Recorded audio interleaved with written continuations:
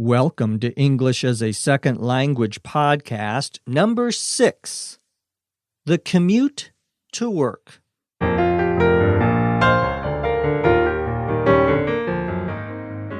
This is English as a Second Language podcast, episode number 6. I'm your host, Dr. Jeff McQuillan, coming to you from the Center for Educational Development in beautiful Los Angeles, California. In this episode, the 5th of our 10-part special series on daily English, I'll talk about commuting or traveling to work. Let's get started.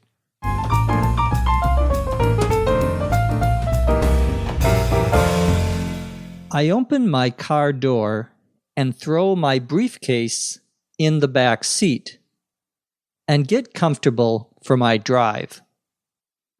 I put my coffee mug into the cup holder, put the keys in the ignition, find the gas pedal, and start the car.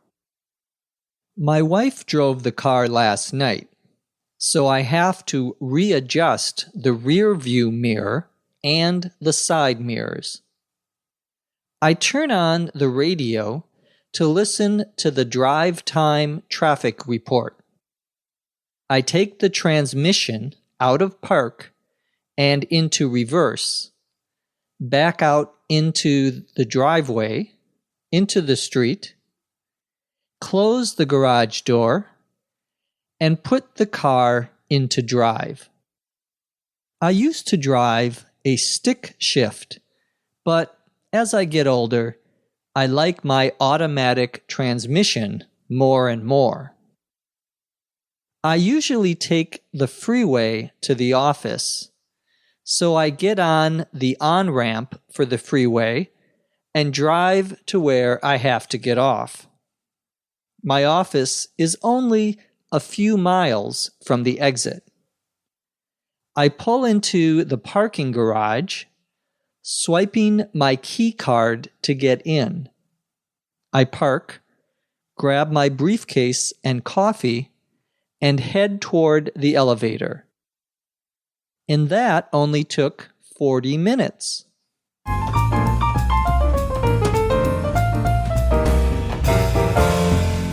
Part 5 is called The Commute to Work. Commute, C-O-M-M-U-T-E, can be both a noun and a verb. It means to go from your house to your work.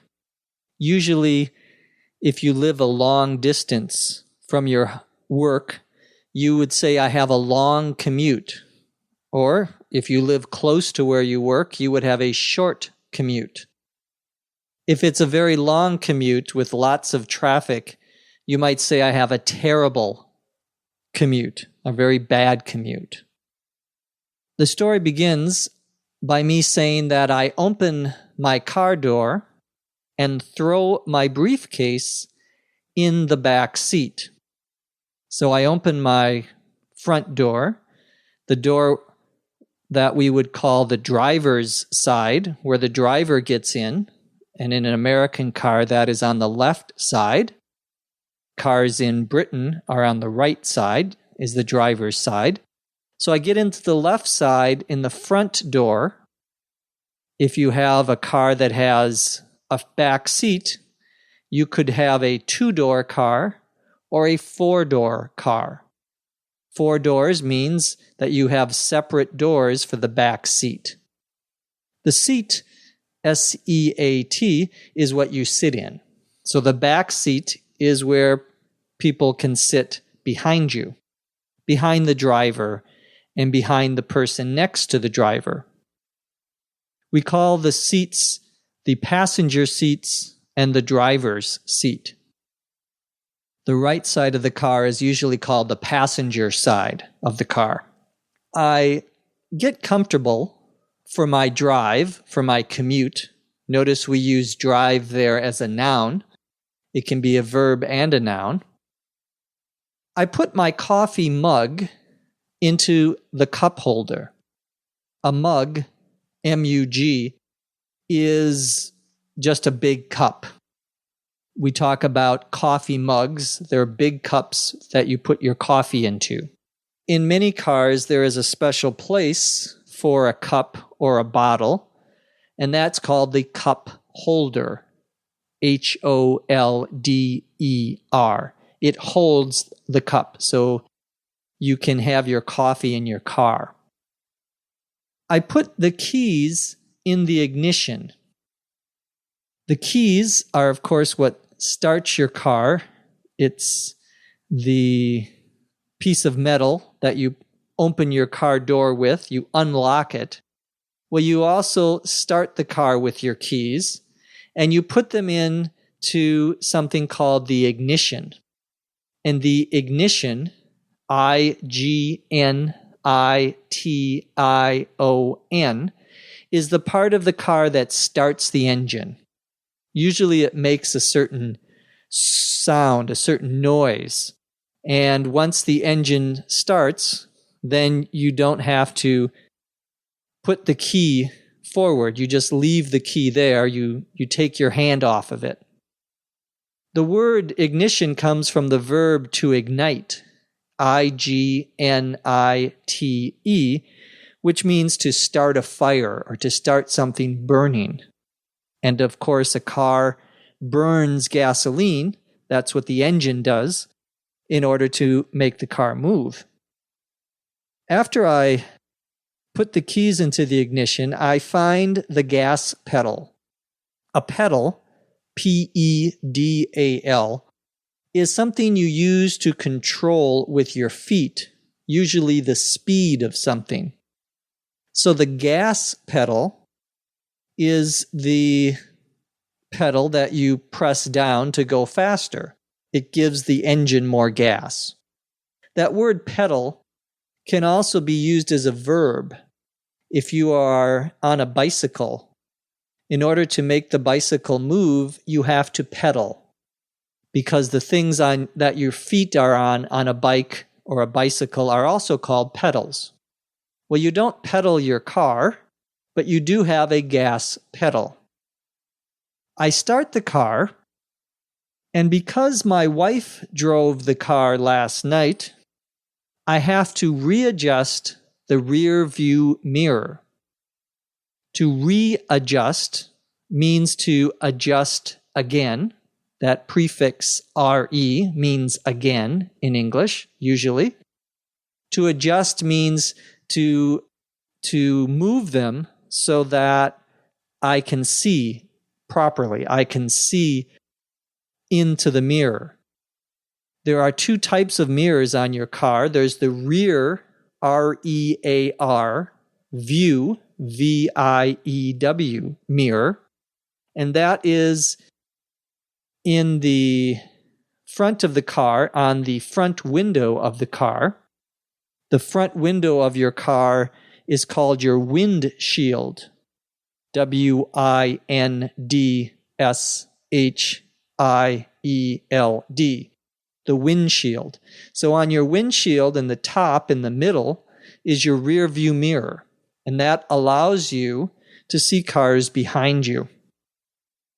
There are also mirrors on the side of the car, usually on both sides, and those are called the side mirrors. I turn on the radio to listen to the drive time traffic report. Drive time is the time of day when most people are going either to work or coming back from work. So in the morning, the drive time in Los Angeles, for example, is 7:30 to 9:30. Most people are going to work during those hours. In other cities, it could be different. In some cities, it's earlier than that. There's also a drive time at the end of the day between 5 o'clock and 7 o'clock here in Los Angeles. That's when people are coming home from work. So the drive time traffic report is an announcement on the radio telling you if there are any accidents on the roads, if there is any construction, that is, the government is fixing the road and it may be closed. And it tells you if you are going to take a long time or not a long time. So traffic reports tell you how fast the cars are moving on different, usually freeways in American cities. I take the transmission out of park and into reverse. The transmission, transmission,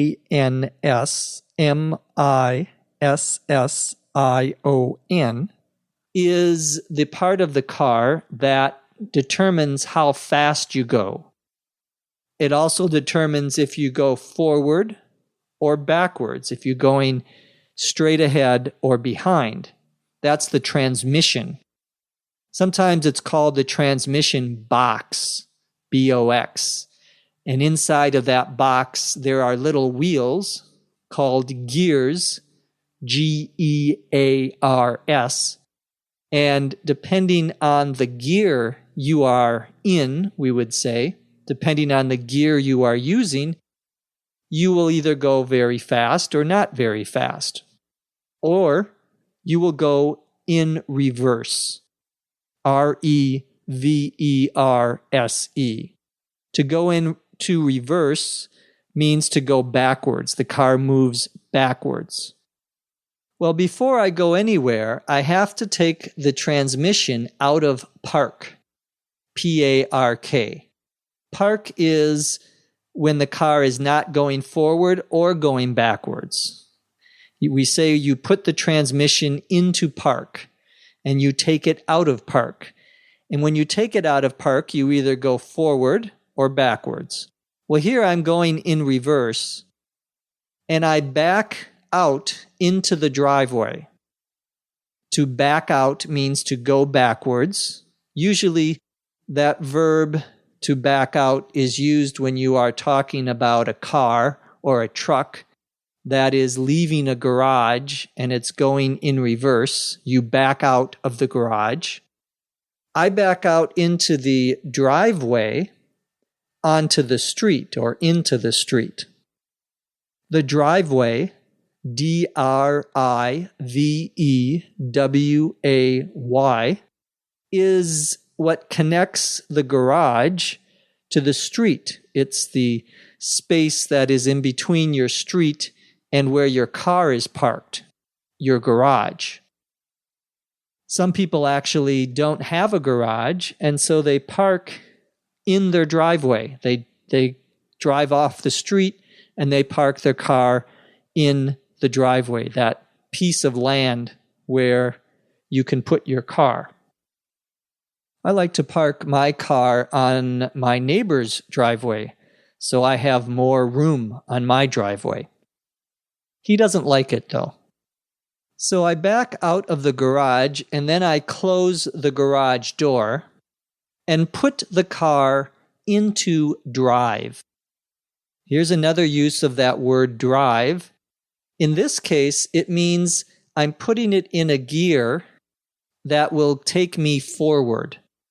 So to put a car into drive means that you change the position of the transmission so that your car will go forward and not backwards.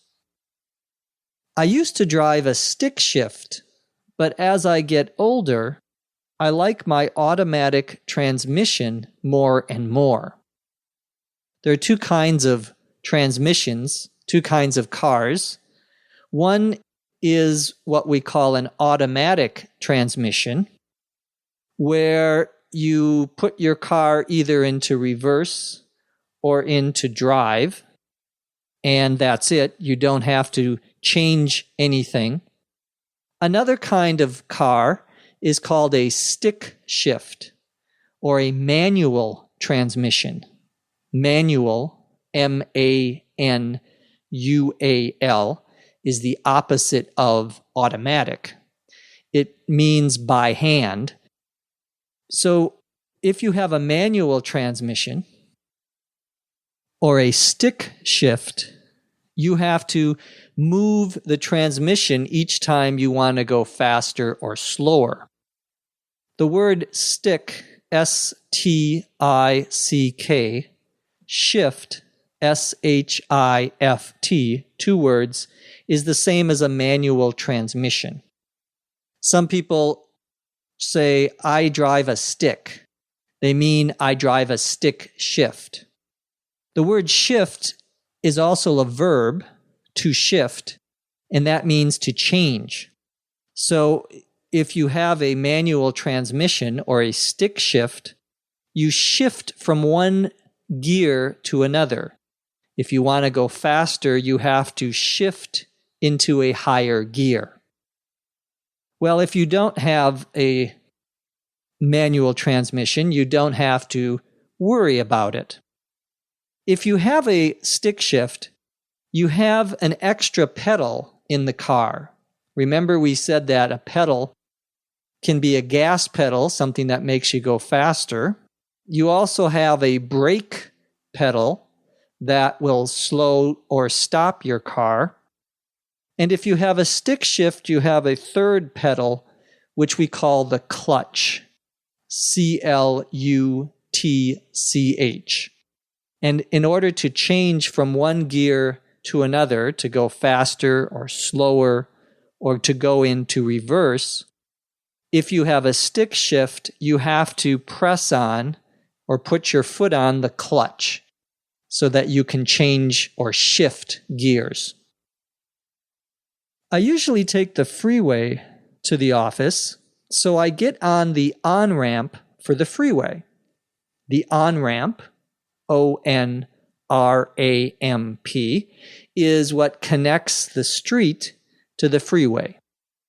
So just like a driveway connects the street to your garage, an on-ramp connects the street to the freeway. The opposite of an on-ramp would be, of course, an off-ramp, and that's where you go off of the freeway and back to the street. Well, I get on to the on-ramp, or I get on the on-ramp, and I drive to where I have to get off. My office is only a few miles from the exit. The exit, E-X-I-T, is where you leave the freeway. It can be a noun, or it can be a verb. To exit means to leave. And normally in a public building, a hotel or other areas, they have a sign that says exit. So you know, if case there is an emergency, how to leave the room or leave the building. On an airplane, we have something called the emergency exits, and those are doors that you use if the plane is having problems. I hope you never have to use the emergency exits. Well, this is an exit from the freeway, and my office is only a few miles after I get off of the freeway. I pull into the parking garage, the place at my work where you park or keep your car, and I swipe my key card to get in. A key card, K-E-Y-C-A-R-D, 2 words, is like a credit card. It's an electronic card that the company gives you that allows you to get in and out of a garage, in and out of the building, maybe even in and out of your office. And it's an electronic card like a credit card. To swipe is the verb we use when we talk about credit cards or key cards. To swipe, S-W-I-P-E, means to take the card and put it into what we would call a reader very quickly. So for a credit card, the clerk will swipe the card, will put it through the machine very quickly. For a key card, you put it through the machine so you can get into somewhere. It's a key, an electronic key. I park my car I grab my briefcase and my coffee, very important, my coffee, and I head toward the elevator. To head toward something means to walk in that direction or move in that direction.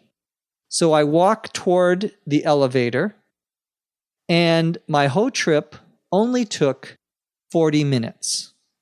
Americans love to complain about how terrible their commutes are.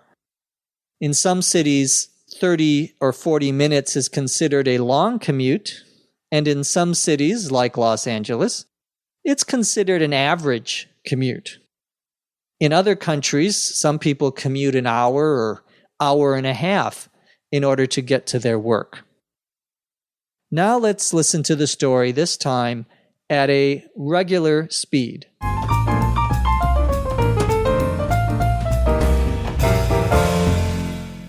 I open my car door and throw my briefcase in the back seat and get comfortable for my drive. I put my coffee mug into the cup holder, put the keys in the ignition, find the gas pedal, and start the car. My wife drove the car last night, so I have to readjust the rearview mirror and the side mirrors. I turn on the radio to listen to the drive time traffic report. I take the transmission out of park and into reverse, back out into the driveway into the street, close the garage door, and put the car into drive. I used to drive a stick shift, but as I get older, I like my automatic transmission more and more. I usually take the freeway to the office, so I get on the on-ramp for the freeway and drive to where I have to get off. My office is only a few miles from the exit.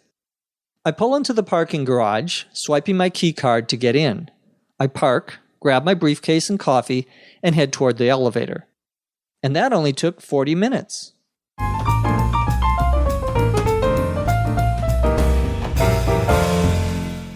That concludes part 5 of A Day in the Life of Jeff, the commute to work. In part 6, we actually get to work and go to lunch. Before we exit our episode, I want to thank our scriptwriter, Dr. Lucy Say. From Los Angeles, California, I'm Jeff McQuillan. Thank you for listening. Come back and listen to us again right here on ESL Podcast. English as a Second Language podcast is written and produced by Dr. Lucy Say, hosted by Dr. Jeff McQuillan.